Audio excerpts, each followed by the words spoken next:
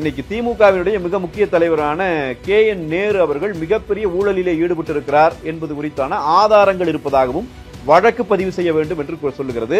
அது ஒரு மிகப்பெரிய குற்றச்சாட்டு. கட்டாயம் நேரு மிகப்பெரிய சிக்கலிலே சிக்க போகிறார். திமுகவே சிக்கலில் சிக்க போகுது. தெளிவாக திமுக திட்டமிட்டு செங்கோட்டையனை இந்த இடத்துல களமிறக்கி விடுகிறது. இதை டைவர்ட் பண்றதுக்கு செங்கோட்டையன் போனார். 3 நாள் அதை தான் பேசிட்டு இருக்க எல்லாருமே.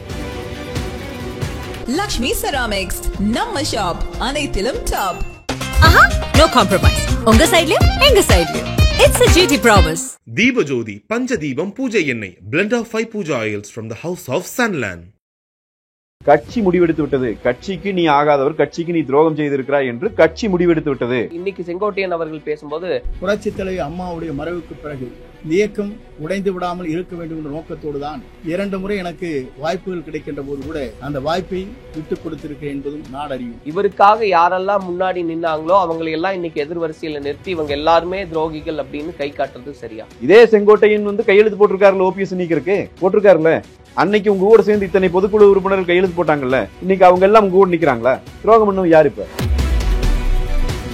நீங்க திமுகவோட பி டீம் இவங்க இதனால இவங்க இப்படி நகர்றாங்கன்னு சொல்றீங்க. அவங்க இன்னொரு காரணத்தை சொல்றாரு, கொடநாடு குறித்து நடவடிக்கை எடுப்போம்னு சொன்னாங்க ஆட்சிக்கு வந்த உடனே. ஆனா அதன் பிறகு எந்த நடவடிக்கையும் காணோம். அப்படி பார்க்கும்போது கொடநாடு வழக்கு அந்த விவகாரத்துல இவர் தான் A1 அப்படின்ற விதத்திலேயே அவர் சொல்றாரு. ஒண்ணும் இல்லாத விஷயம் இது. மீண்டும் மீண்டும் அதைத்தான் சொல்றாரு. எதுவுமே மக்களுக்கு பயன்படுகிற அரசியல் இவருடைய அரசியல் இல்லை. தங்களுடைய சுயநல வெறிக்காக யாருகிட்ட வேணாலும் போய் ஒண்டிக் கொள்ளலாம் என்கிற நிலைக்கு இவர்கள் வந்துவிட்ட பிறகு அவர்கள் பயன்படுத்திக் கொள்கிறார்கள். இல்ல, இதுக்கு பின்னாடி பாஜக இயக்குது அப்படின்றதுதான் பெருவாரியா பேசப்படக்கூடிய செய்தியா இருக்கு. என்ன கடந்த காலம் பெருவாரி யாருங்க? அதான் நான் கேட்கிறேன். பெருவாரி யார்? எங்க தேர்தல் வச்சு எடுத்தீங்களா? செங்கோட்டையன் அவர்கள் டெல்லி பயணம் மேற்கொள்ளலையா?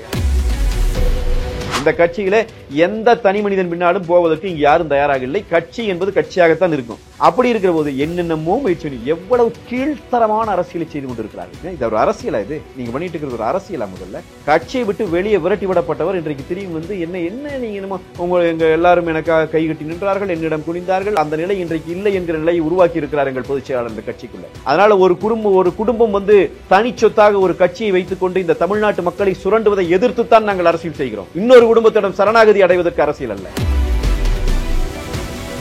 கரூர் நிகழ்வுக்கு பிறகாக எடப்பாடி பழனிசாமி அவர்களுடைய பிரச்சாரத்தில் அதிகபட்சமாக கரூர் விவகாரமானது பேசப்பட்டுச்சு.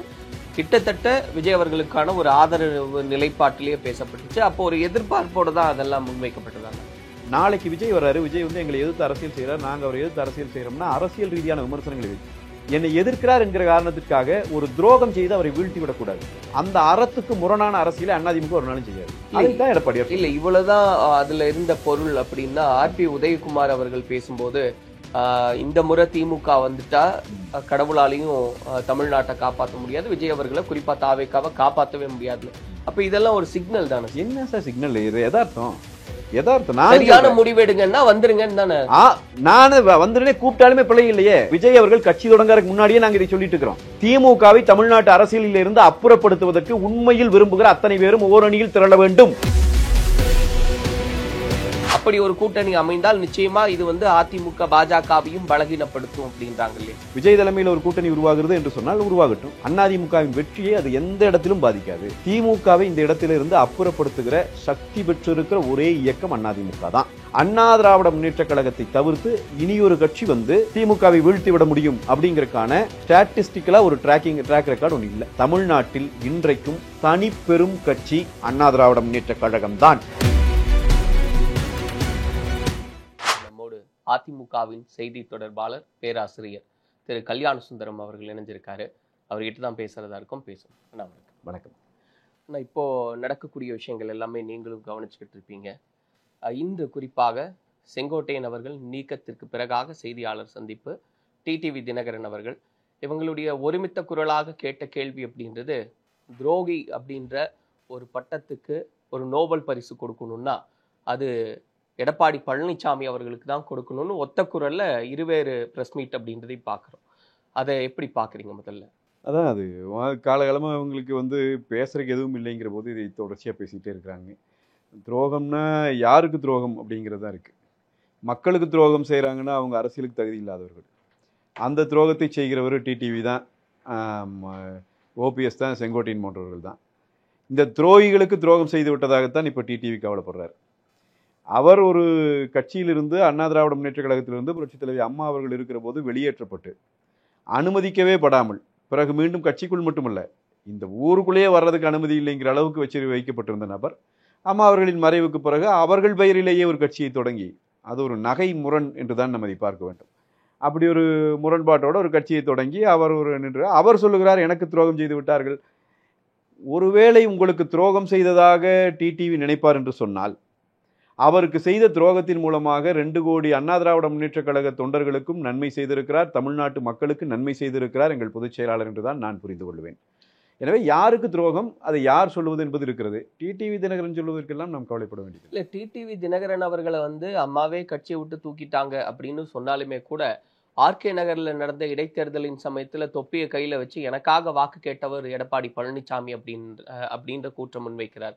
அப்பெல்லாம் அவருக்கு தெரியலையா துரோகி எப்படி? அதைத்தான் நான் கேட்கிறேன். அப்ப தெரியலையா அவருக்கு? இல்ல, அப்ப எடப்பாடி பழனிசாமி அவர்களுக்கும் தெரியலன்னு இவருக்கு தானே வாக்கு கேட்டாங்க. சசிகலா அவர்கள் பொதுச் செயலாளர் ஆகிறார். இல்ல, இப்ப அவங்கள தானே நீங்க கை காட்டுறீங்க துரோகிகள். அதுதாங்க, அவர் தாங்க துரோகிங்கிறார். இப்ப அன்னைக்கு பொதுச் செயலாளர் அன்னைக்கு வாக்கு கேட்டாருங்கிறல, சசிகலா அவர்கள் பொதுச் செயலாளராக இருக்கும்போது இவரை கொண்டு மறுபடியும் உள்ள சேர்த்துறாங்க.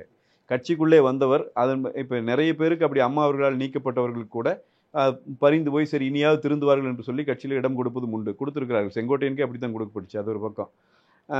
டிடிவி தினகரனை கொண்டு வந்து சசிகலா சேர்த்துறாங்க. அவர் வேட்பாளராக அறிவிக்கப்படுகிறார். ஒரு கட்சியினுடைய தொண்டன் என்கிற முறையில், கட்சியினுடைய நிர்வாகி என்கிற முறையில் வேட்பாளராக அறிவிக்கப்பட்டவருக்கு வேலை செய்கிறான்.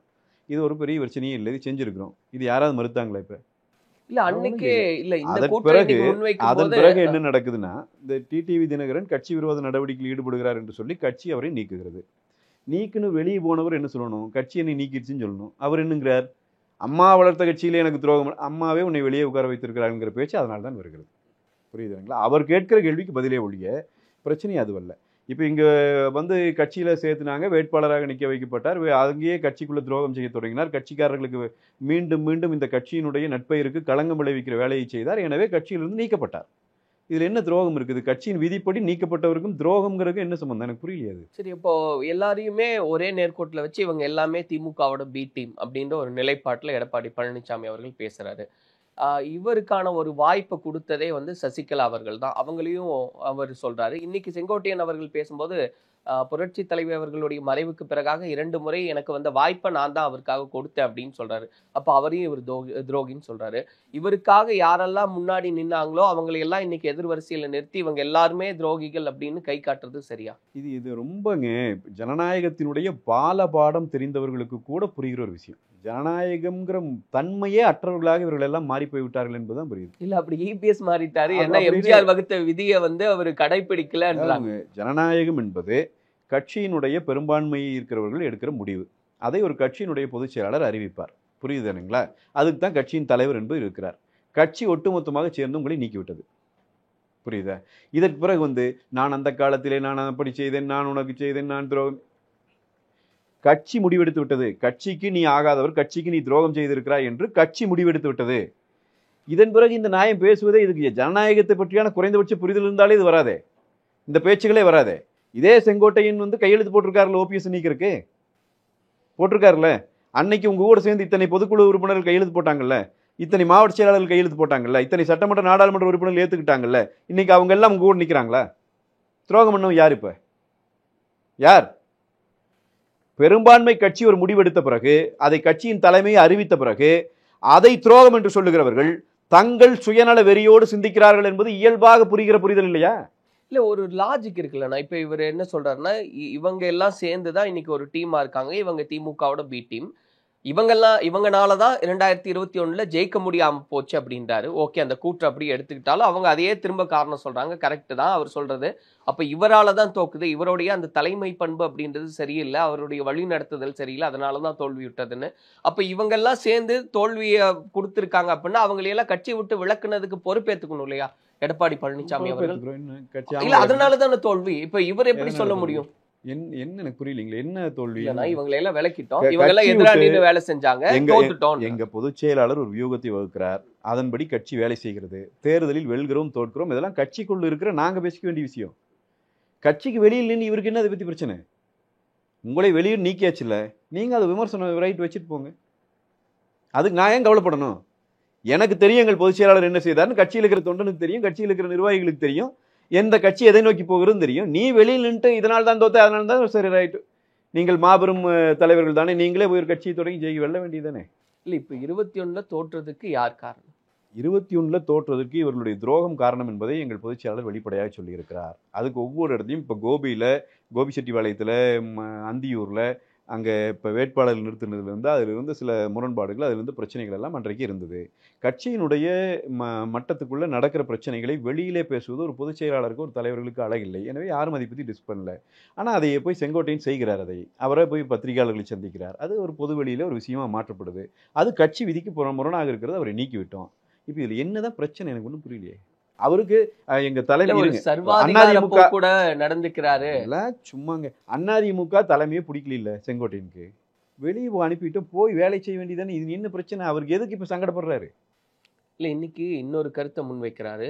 எம்ஜிஆர் அவர்கள் வகுத்த விதியின்படியே இனி வரக்கூடிய காலங்களில் எடப்பாடி பழனிசாமி அவர்களை நீக்கிட்டு இவர் செங்கோட்டையன், ஓபிஎஸ் இவங்களுடைய தலைமையில் அதிமுகவை நாங்கள் கட்டமைப்போம், அதுக்கு நாங்கள் உறுதுணை அளிப்போம் அப்படின்னு டிடிவியோட சொல்றாரு.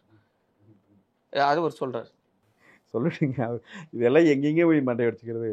அது டிடிவிக்கு தெரியுமான்னு தெரியல, செங்கோட்டையன் அவர்களுக்கு தெரியும். இதெல்லாம் இந்த தடம் போகாத நியாயம் அப்படின்னு சொல்லுவாங்க.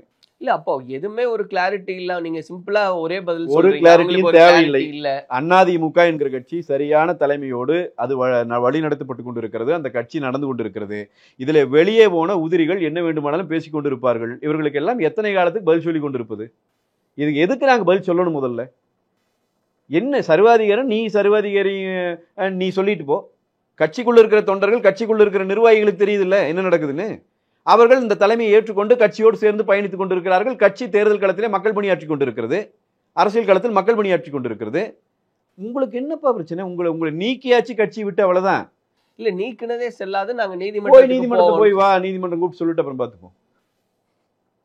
இது என்னங்க இது? அதாவதுங்க, இது ரொம்ப தெளிவா அடிப்படையில இவங்க திமுகவினுடைய பி டீம் அப்படின்னு ரொம்ப தெளிவா சொல்றேன் பாருங்க. அதாவது கடந்த சட்டமன்ற கூட்டத்தொடர் நடந்து இப்பதான் ஒரு போன வாரத்துல நடந்தபோது இந்த கரூர் விவகாரத்துல திமுக அரசினுடைய அந்த பச்சை துரோகத்தை, திமுக அரசினுடைய பொறுப்பற்ற தனத்தை கண்டித்து அண்ணா திராவிட முன்னேற்ற கழகத்தினுடைய சட்டமன்ற உறுப்பினர்கள் கையில ஒரு கருப்பு பட்டை அணிந்து கொண்டு உள்ளே போனோம். அப்படி அந்த சட்டமன்ற உறுப்பினர்கள் உள்ளே போகிற போது அதை உத்தரவு கொடுத்தவர் எங்களுடைய பொதுச் செயலாளர். அவர் உத்தரவு ஏற்று அன்றைக்கு எல்லா சட்டமன்ற உறுப்பினர்களும், அதிமுக சட்டமன்ற உறுப்பினர்களும் போறாங்க. ஆனா அன்னைக்கு ஓபிஎஸ் அது அணியில. ஏன்னா அவர் கட்சிக்கு வெளியே இருக்கிறார், அவர் கட்சியாளராக இல்லை, அவர் அணியில. ஓபிஎஸோடு போன அந்த 2 பேரும் அவங்களும் யாரும் அணியில. செங்கோட்டையன் அணிந்திருந்தார், சரிதானுங்களா? பேட்ச் போட்டு அணிஞ்சிருந்தார். அங்க இந்த இதுல வெளியே வந்த பிறகு செய்தியாளர்களை சந்திக்கிற போது கூட, சமீபத்தில் ஒரு 4-5 நாளைக்கு முன்னாடி கூட செய்தியாளர்களை சந்திக்கிற போது சொன்னார், நான் நிபந்தனை இதெல்லாம் வைக்கல, அந்த நேர காலக்கெடுவெல்லாம் குறிக்கல, செய்தியாளர்கள் தான் தப்பா போட்டீங்கன்னு சொன்னாரா இல்லையா? அப்ப இப்படிதான் இருந்தார். திடீர்னு ஏன் பசுமொன்ல தேவர் பெருமகனாருடைய இந்த நிகழ்ச்சிக்கு அங்க ஓபிஎஸ் கூட போனார்? நீங்க ஓபிஎஸ் கூட போற முடிவு எடுத்திருந்தீங்கன்னா சட்டமன்ற கூட்டத்தொடர்லயே நீங்க கருப்பு பேட்ச் போடாம வந்திருக்கலாம். ஓபிஎஸ் போடல. இப்ப சட்டமன்றம் இங்கே போன வருஷம் நடக்கல, இப்போ ஒரு 10 நாளைக்கு முன்னாடி தான் நடந்தது. அதுல அப்படித்தான் வர்றீங்க. செய்தியாளர்கள் கேட்கும் போது என்ன சொல்றீங்க? என்ன சார் நீங்க என்னமோ அப்புறம் அது நடக்கு இது நடக்குன்னு சொன்னீங்க, 7 நாள் கெடு விதிக்கிறேன் அது நடக்குதுன்னு சொன்னீங்க, ஒண்ணுமே நடக்கலையா சார்னா? அப்புறம் சொல்றாரு, நான் கெடுவெல்லாம் விதிக்கல, நீங்க செய்தி தப்பா போட்டீங்கிறாரு. சொன்னார்ல, 2 நாள்ல ஏன் திரும்பி படுத்தார்? இல்ல, என்ன காரணம்? என்ன நடந்துச்சுன்னா, இடி ஒரு கடிதத்தை கொடுக்கிறது தமிழ்நாடு அரசுக்கு. இன்னைக்கு திமுகவினுடைய மிக முக்கிய தலைவரான KN நேரு அவர்கள் மிகப்பெரிய ஊழலிலே ஈடுபட்டு இருக்கிறார் என்பது குறித்தான ஆதாரங்கள் இருப்பதாகவும் வழக்கு பதிவு செய்ய வேண்டும் என்று சொல்லுகிறது. அது ஒரு மிகப்பெரிய குற்றச்சாட்டு. கட்டாயம் நேரு மிகப்பெரிய சிக்கலிலே சிக்க போகிறார், திமுகவே சிக்கலில் சிக்க போகுது. இந்த இடத்துக்கு வந்தோடனே இந்த செய்தி மிகப்பெரிய செய்தி ஆகக்கூடாது, இதை டைவர்ட் பண்ணணும்.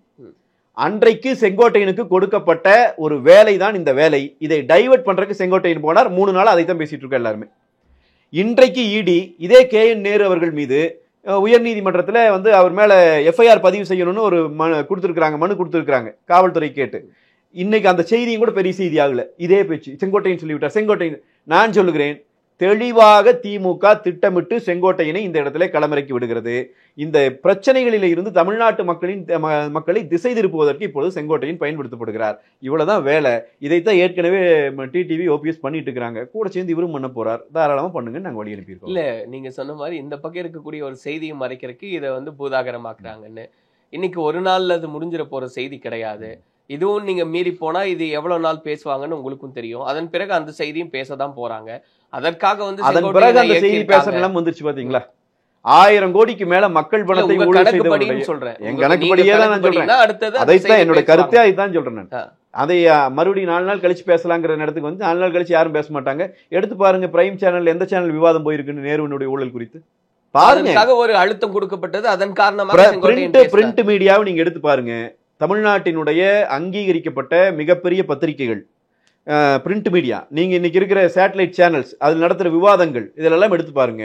செங்கோட்டையின் செய்தி எந்த இடத்தை பிடித்திருக்கிறது, இந்த KN நேருவினுடைய இந்த மெகா ஊழல் எந்த இடத்தை பிடித்திருக்கிறது என்று இந்த இடத்தை கொண்டு வருவதற்கு இந்த முறை திமுகவிற்கு கிடைத்த வாய்ப்பு இது. இல்ல நீங்க தான் சொல்றீங்கன்னா அதிமுக வந்து மிகப்பெரிய கோட்டை அப்படின்னு நாங்க ஒரு வலுவான இடத்துல தான் இருக்கோம். அப்ப அங்க ஒரு சலசலப்பு வரும்போது நிச்சயமா அதுக்கு ஒரு முக்கியத்துவம் கொடுப்பாங்க இல்லையா? நீங்க கொடுக்கணுங்கிறதுக்காக தான் அவங்க அதை பண்றாங்கன்னு நான் சொல்றேன். அது ஒரு சலசலப்பே இல்லை. சரி, இப்படி நீங்க திமுகவோட பி டீம் இதனால இவங்க இப்படி நகர்றாங்கன்னு சொல்றீங்க. அவங்க இன்னொரு காரணத்தை சொல்றாரு, கொடநாடு குறித்து நடவடிக்கை எடுப்போம்னு சொன்னாங்க ஆட்சிக்கு வந்த உடனே. ஆனா அதன் பிறகு எந்த நடவடிக்கையும் காணோம். அப்படி பார்க்கும்போது கொடநாடு வழக்கு அந்த விவகாரத்துல வந்து இவர் தான் A1 அப்படின்ற விதத்திலேயே அவர் சொல்றாரு. அவரு போய் விசாரிக்க சொல்லுங்க. யார நான் மேல விசாரிக்க வேணாம்னு சொன்னோமா? விசாரிக்க சொல்லுங்க. இல்ல ஒரு டீலிங் இருக்கு ரெண்டு பேருக்குள்ள. சார் மறுபடியும் நான் சொல்றேன், இல்லனா திமுக ஆட்சிக்கு வந்த துவக்கத்துல கொடுத்த வாக்குறுதிகள் உங்களுக்கும் தெரியாது இல்ல, எனக்கும் தெரியாது இல்ல. இது நம்ம நேரத்தை வீணடிக்கிறோம். நான் தெளிவா சொல்றேன். இந்த கொடநாடு வழக்கு எத்தனை காலமா நடக்குதுங்கிறது எல்லாத்துக்கும் தெரியும். இந்த வழக்கினுடைய குற்றச்சாட்டு என்னங்கிறது எல்லாத்துக்கும் தெரியும். இந்த கொடநாடு வழக்கு குறித்து நீ எப்ப வேணாலும் நீ வழக்கு நடத்தி நீ நடவடிக்கை எடுத்துக்கோன்னு எங்க பொதுச் செயலாளர் நேரடியாக சட்டமன்றத்துக்குள்ளும் சொல்லிட்டார், வெளியும் சொல்லிட்டார். நாங்களும் அத்தனை பேரும் பேசிட்டோம். நீ நடவடிக்கை எடுக்கணும், எடுப்பா, நீ விசாரியப்பான்னு சொல்லியாச்சு. அதை எதுக்காக வச்சுட்டு இருக்கிறாங்கன்னா, இந்த மாதிரி நேரத்தில் இப்போ நான் நேரு இஷ்யூ சொன்னேன் பார்த்தீங்களா, எவ்வளோ அழகாக அதை டைவெர்ட் பண்ணுறதுக்கு மறுபடியும் கொடநாடு பயன்படுத்தப்படுது. புரியுதுங்களா? இப்போ போய் நடவடிக்கை எடுக்கலின்னு சொல்லி செங்கோட்டையின் பிரச்சாரம் பண்ண போறாரா ஸ்டாலினுக்கு எதிராக? இப்போ இந்த நேரத்தில் இவங்க 2 பேரும் முட்டிக்கிற மாதிரி இதை ஒரு டைவெர்ட் பண்ணுறதுக்கான ஒரு ஒன்றுமில்லாத விஷயங்க இது. மீண்டும் மீண்டும் அதை தான் சொல்கிறேன். எதுவுமே மக்களுக்கு பயன்படுகிற அரசியல் இவர்களுடைய அரசியல் இல்லை. தங்களுடைய சுயநல வெறிக்காக யாருகிட்ட வேணாலும் போய் ஒண்டிக் கொள்ளலாம் என்கிற நிலைக்கு இவர்கள் வந்துவிட்ட பிறகு அவர்கள் பயன்படுத்திக் கொள்கிறார்கள். அதை குறித்து விவாதிச்சுட்டு அதை பற்றி பேசிட்டு 1008 வேலை இருக்கிற நேரத்தில் இன்னையும் கூட தமிழ்நாடு நாள் எங்கள் பொதுச் செயலாளர் அறிவித்த நாள் நவம்பர் 1 ஆட்சிக்கு வந்த உடனேயே தமிழ்நாடு நாள் அரசு விழாவிலிருந்து ரத்து செய்து அரசாணை போட்டவர் ஸ்டாலின். இன்றைக்கு அதை பேச முடியாமல் போச்சே. இதையே தான் பேசிட்டு இருக்கிறாங்க. இல்லை, இப்போ உங்களுக்கு சூழ்நிலை எப்படி இருக்கு, சுற்றிலுமே ஒரு பிடி இருக்குது அப்படின்ற ஒரு விஷயத்தை கவனிக்கிறீங்களா? ஏன்னா நேற்று அண்ணாமலை அவர்கள் பிரஸ் அட்ரஸ் பண்ணும்போது கடைசியா அவர் சொன்னது அதுதான்.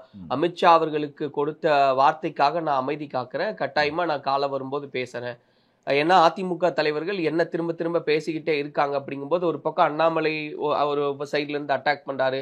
இன்னைக்கு செங்கோட்டையன் நீக்கியாச்சு, அவங்க எல்லாம் ஏற்கனவே இருந்த சிலரோட சேர்ந்து இருக்காரு. எல்லாருமே சுற்றிலும் எதிராக நிற்கிறாங்க அப்படின்னு 2 கோடி தொண்டர்கள் இருக்கிறாங்க. புரியுதுங்களா? கன்னியாகுமரி இடைத்தேர்தலில் வாக்கு வந்ததே 5000 வரலாம், இன்னும் கம்மியாக கூட வரலாம். புரட்சி தலைவி அம்மா அவர்கள் கூட அவர் நின்ற தொகுதியிலேயே வெற்றி வாய்ப்பு இழந்ததும் இந்த வரலாறு உண்டு இந்த கட்சிக்கு. அதற்காக துரோகத்தை சகித்து கொண்டு போன கட்சி இந்த கட்சி இல்லை. எம்ஜிஆரும் ஜெயலலிதா அவர்களுமே நிறைய பேர் மன்னிச்சு ஏற்றிருக்காங்க. அவங்களுமே நிறைய பேர் இப்ப இதே செங்கோட்டையன் திருநாவுக்கரசர் அம்மா நீக்கினப்ப கேட்டிருக்கலாமே, போராடி இருக்கணும்ல இந்த செங்கோட்டையன். இவர் மாதிரியே தான் அவரும் சீனியரு, ஒண்ணுமே பேசல நீ செங்கோட்டையன். இதெல்லாம் ஏதாவது அர்த்தம் இருக்குதாங்க? நீக்குனாங்க சேர்த்துக்கிட்டாங்க. நான் இப்போ சொல்றேன், டிடிவியோட ஓபிஎஸோட சசிகலா அவர்களோட அவங்க ஆதரவாளர்கள் என்று வெளியே போனவர்கள் ஆயிரக்கணக்கான பேரை நாங்கள் எங்கள் கட்சியில எங்கள் பொதுச் செயலாளர் இணைத்திருக்கிறார். அதை யாருக்கு தெரியும்? நான் தான் நமதம பத்திரிகையினுடைய ஆசிரியர். எங்கள் பேப்பர் எடுங்க, நாள்தோறும் செய்திகள் வருகிறது. குழு குழுவாக ஆயிரக்கணக்கான பேர் வந்து இணைஞ்சு விட்டார்கள். இனி அங்கே வந்து வர்றக்கே ஆள் இல்லைங்கிற அளவுக்கு எல்லாரும் வந்து இணைஞ்சாச்சு. அத்தனை பேரையும் ஏற்றுக்கொண்டாச்சு. இவர்களை ஏற்றுக்கொள்ள முடியாது என்பதுதான் பிரச்சனை. அதை சொல்லியாச்சு. அண்ணா திராவிட முன்னேற்ற அப்படி அங்கே போய் அவர்களுடைய ஆதரவாளர்களாக போய் திரும்பி வந்து கட்சியில் இணைந்தவர்கள் சில பேர் இப்போ மாவட்ட செயலாளர்களாக கூட இருக்கிறார்கள். புரியுதுங்களா? அதனால் இனி அதையெல்லாம் இது நீ ஒன்று பட்டியல் போட்டுருக்குமா, அது எங்கள் கட்சி, அவ்வளோதான் எங்களை பொறுத்த வரைக்கும். நீங்கள் ஒரு கட்சியை ஆட்சிக்கு கொண்டு போகிற ஒரு தலைவனினுடைய பணி என்பதும் ஒருத்தர் ஆட்சிக்கு வராம நான் கெடுத்து விடுறேன் பாருன்னு சொல்லிட்டு திரிகிறவர்களுடைய பணி என்பதும் வேறு வேறானது. இவர் தலைவர், புரியுதுங்களா? அவருக்கு பொறுப்புணர்வு உண்டு. அவர் கட்சியை ஆட்சியில உட்கார வைக்கிறதுக்கு, கட்சியினுடைய கொள்கைகளை நிறைவேற்றுவதற்கு, மக்கள் பணி ஆற்றுவதற்கு தன் வேலை செய்து கொண்டிருக்கிறார். இவர்களுக்கெல்லாம் என்ன வேலை? ஒரே வேலைதான். அவர் எப்படி முதலமைச்சர் ஆகிவிடக்கூடாது, வேறு யார் வேண்டுமானால் ஆகலாம், அவர் ஆகிவிடக்கூடாது. அதுதான் இது. இதை மக்கள் ஏற்றுக்கொள்வார்கள் என்று இல்லை இந்த விமர்சனங்களுக்கெல்லாம் நீங்க பயந்துட்டு போய் சொல்றீங்களா? இல்ல இதுக்கு இதெல்லாம் என்ன பெரிய சுத்தி நின்று தாக்குகிற அளவுக்கு இவர்கள் பெரிய வீராதி வீரர்களா? இல்ல இதுக்கு பின்னாடி பாஜக இயக்குது அப்படின்றதுதான் பெருவாரியா பேசப்படக்கூடிய செய்தியா இருக்கு. என்ன கடந்த காலம் பெருவாரி யாருங்க? அதான் நான் கேட்கிறேன். பெருவாரி யார்? எங்க தேர்தல் வச்சு எடுத்தீங்களா? செங்கோட்டையன் அவர்கள் டெல்லி பயணம் மேற்கொள்ளலையா? நாம நம்ம பார்த்தோம் இல்லையா? சரி, அதை வச்சு போன வாரம் ஓபிஎஸ் போய் முதலமைச்சர் பாட்டு வந்துட்டு பேசினாரு, திமுக தான் ஆட்சிக்கு வரும்னு சொன்னா, அப்போ ஒத்துக்க மாட்டேங்குது. இல்ல அந்த பாயிண்ட் வச்சு நீங்க டிஎம்கேன்றீங்க, கரெக்ட்டா? சபரீசனை போய் பாத்தீங்க, அதெல்லாம் நாங்க சொல்றோம்.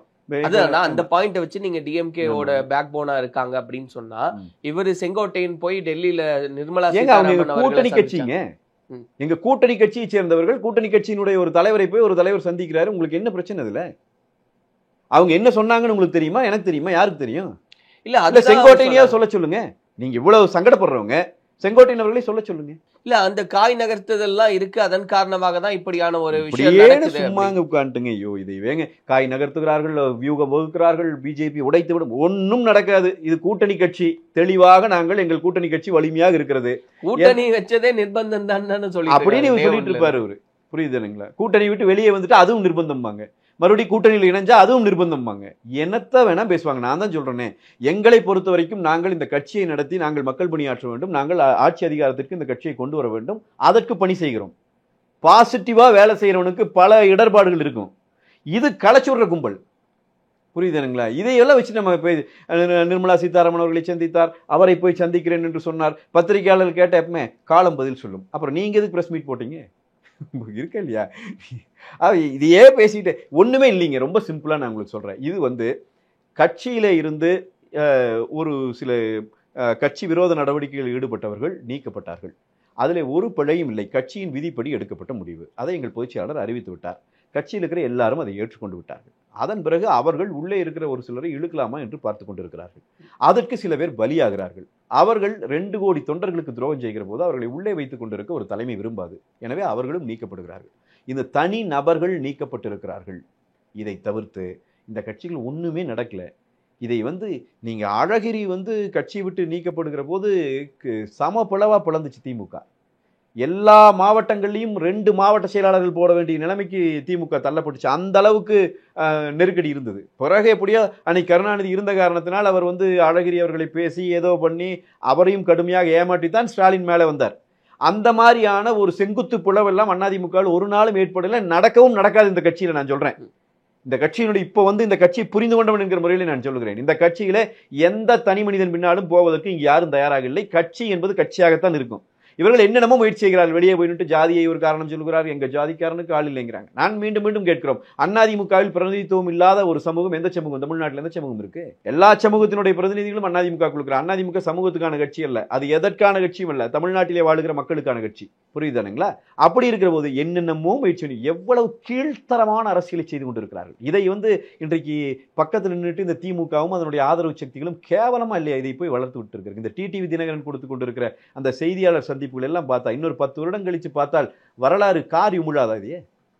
இது ஒரு அரசியலா? இது நீங்க பண்ணிட்டு இருக்கிறது ஒரு அரசியலா? முதல்ல கட்சியை விட்டு வெளியே விரட்டி விடப்பட்டவர் இன்றைக்கு திரும்பி என்ன என்ன நீங்க எங்க எல்லாரும் எனக்காக கைகட்டி நின்றார்கள், என்னிடம் குனிந்தார்கள். அந்த நிலை இன்றைக்கு இல்லை என்கிற நிலையை உருவாக்கி இருக்கிறார் எங்கள் பொதுச் செயலாளர் இந்த கட்சிக்குள்ள.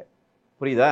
அதனால ஒரு குடும்பம் தனிச்சொத்தாக ஒரு கட்சியை வைத்துக் கொண்டு இந்த தமிழ்நாட்டு மக்களை சுரண்டுவதை எதிர்த்துத்தான் நாங்கள் அரசியல் செய்கிறோம். இன்னொரு குடும்பத்திடம் சரணாகதி அடைவதற்கு அரசியல் அல்ல. எனவே அதிமுக தொண்டன் தெளிவாக இருக்கிறான். அதிமுகவினுடைய நிர்வாகிகள் தலைவர்கள் தெளிவாக இருக்கிறார்கள். எங்களுடைய பொதுச் செயலாளர் அவர்களுடைய கருத்தை கேட்டுத்தான் இந்த முடிவுகளை எடுக்கிறார். எனவே இது எங்கள் பொதுச் செயலாளர் முடிவு என்று கூட நானெல்லாம் ஏற்க மாட்டேன். இது கட்சியினுடைய முடிவு. அதை அவர் அறிவித்திருக்கிறார். இப்ப அண்ணாமலை அவர்களுடைய கூற்றை எப்படி பாக்குறீங்க? அண்ணாமலை நான் பார்க்கல. இப்ப நீங்க சொல்றதுதான் கடைசி அவர் அதான் சொன்னாரு, அமித்ஷாக்கு வார்த்தை கொடுத்திருக்கேன், அதனால அதிமுகவை நான் எதுவும் பேச விரும்பல, ஏன்னா அதிமுக தலைவர்கள் என்ன தொடர்ந்து பேசிக்கிட்டே இருக்காங்க. அப்படி எனக்கு தெரிஞ்ச அதிமுக தலைவர்கள் யாரும் அவர் பேசல. நாங்கள் அப்படி பேச வேண்டிய சூழல் வரல. ஒரு கூட்டணி கட்சியை சேர்ந்தவர் என்கிற முறையில் ஒரு முன்னாள் தலைவர், கட்சியினுடைய பாரதிய ஜனதாவின் முன்னாள் தலைவர், அவர் மீது எனக்கும் நானும் சொல்கிறேன், எனக்கும் மரியாதை உண்டு. அந்த எந்த இடத்திலும் அவரை மரியாதை குறைவாக எல்லாம் யாரும் பேசவில்லை. இன்றைக்கு இருக்கிற தலைவர் அவர் அந்த கட்சியை சிறப்பாக நடத்தி கொண்டிருக்கிறார். அந்த கட்சி எங்களோட கூட்டணியில் இருக்கிறது. இதில் என்ன சங்கடப்படுறது இருக்கு? செல்வ பெருந்தகை கூப்பிடாம தண்ணி திறந்து விட்டாங்கன்னு செல்வ பெருந்தகை அப்படி பேசுறாரு, ஒருத்தருமே பேச மாட்டேங்கிறது. இந்த திருமாவளவன் பிரச்சனை பண்றாரு, இப்போ சிபிஐ சிபிஎம்மும் பிரச்சனை பண்ணுது. கூட்டணியை எங்கே எது பிச்சுட்டு போகும்னு தெரிய மாட்டேங்குது. அண்ணாமலை அவர்கள் குறித்து இவ்வளவு கவலைப்படுகிற இந்த ஊடகங்கள் அவர்களை எல்லாம் விட்டு விடுகிறார்கள் என்பதுதான் எனக்கு வருத்தம். லக்ஷ்மி செராமிக்ஸ், நம்ம ஷாப், அனைத்திலும் டாப். ஆஹா, நோ காம்ப்ரமைஸ். உங்க சைடுலயும் எங்க சைடுலயும். It's a GT promise. Deepajodi Panchadibam Puja Ennai, blend of 5 puja oils from the House of Sunland.